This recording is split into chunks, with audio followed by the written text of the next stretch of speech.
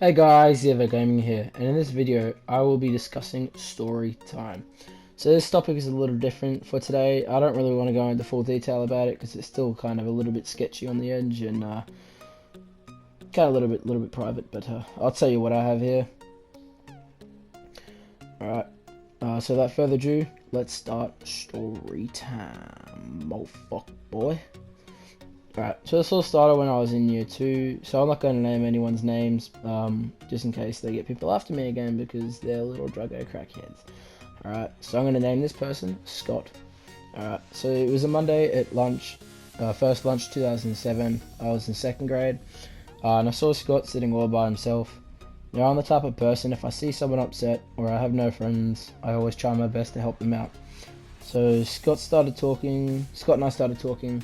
And before we knew it, we had this connection. Well, you could say we were best friends. Now, at the time, I had a lot of fun throughout the years. I'd invite him to my house, so we could walk at the end of the street. There's a little bit of a creek there at the end of the street, and we pretended that there was enemies coming in through our base. And yeah, one night we actually tried to sleep in there, and yeah, nah, fuck that, because snakes, spiders, yeah, that shit's fucked up. Don't even know why we tried that.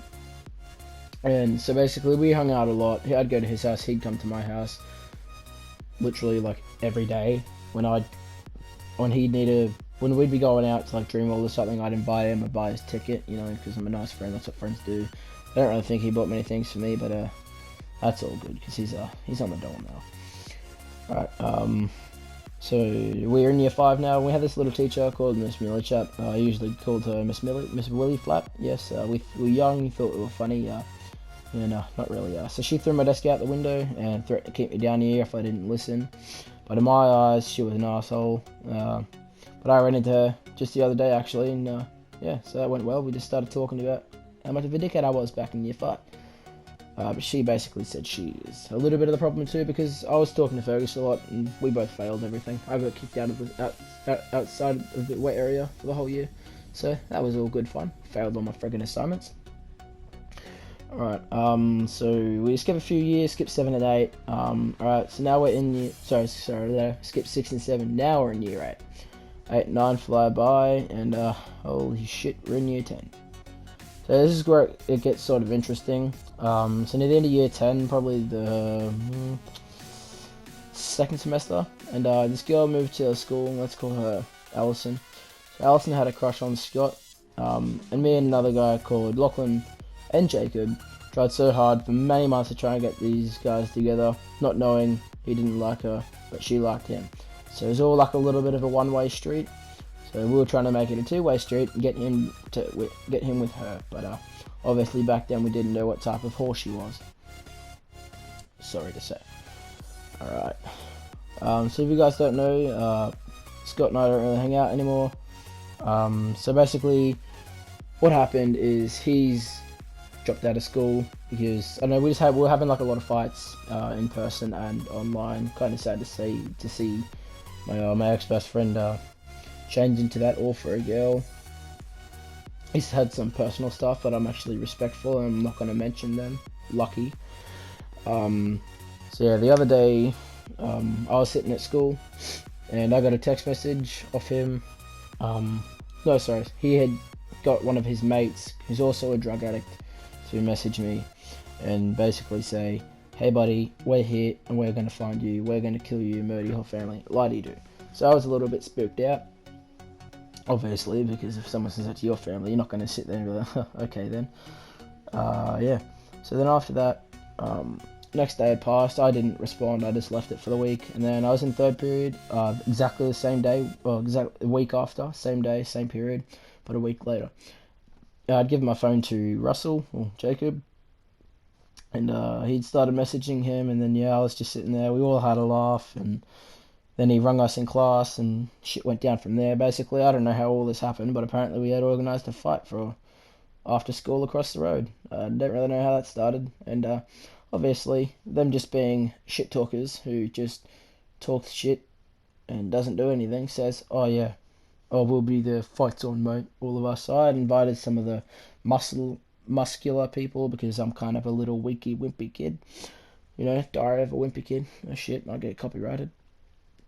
Oh yeah, so basically, what had happened was they didn't show up. They'd rung up, we'd rung them and said, "Oi, where are you?" I got the muscly people on the phone to back me up so they could get scared. He was like, "How many of you are there?" And we're like, 9. So there wasn't actually 9. I think there was about 6 or 7. I don't even know how many they had. They probably had knives, swords, fucking guns, bloody meth, whatever the fucking dropout kicks heads are doing.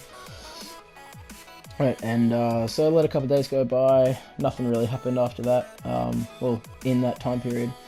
And I woke up one morning, got another message saying, "Oi bud, we're outside your house again with Google Maps on." So I went outside, no one was there. I messaged back, "What the fuck are you talking about, cunt? You're not even outside my house. You fucking, I don't know if you got the wrong number or not." Turns out my brother had sent him a fake address to a police station. Now, that police station was closed. So, he fucked up. Thank you, brother. Right, now a little bit more days go past, and so basically, this Allison chick put a status up saying I was going around crying to everyone. Really not, you whore, you fucking asshole. She's just so delusional, you know. She's dropped out of school. He's dropped out of school because she dropped out of school. They wagged a lot. They dropped out of school. Now I can't say. I've got to admit. Last year when I first knew that Allison slut, yes, I sort of liked her. Didn't really, wasn't really the biggest fan of her. Thought she was a little bit of an asshole. She likes to change people. So she's changed him into a drug addict. Because trust me, he was a pretty good friend before that, and met her. Now look at the fucking asshole.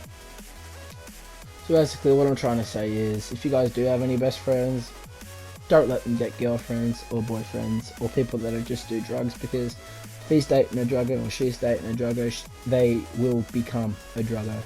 And they will use people for money like he did. He tried stealing money off me while I was sleeping. Yes, if you're watching, I'm not fucking stupid because I can feel you rambling through my pockets. And then he begged me and begged me and begged me for it. And because obviously I'm a nice person, I gave him the money because he had promised to pay it back.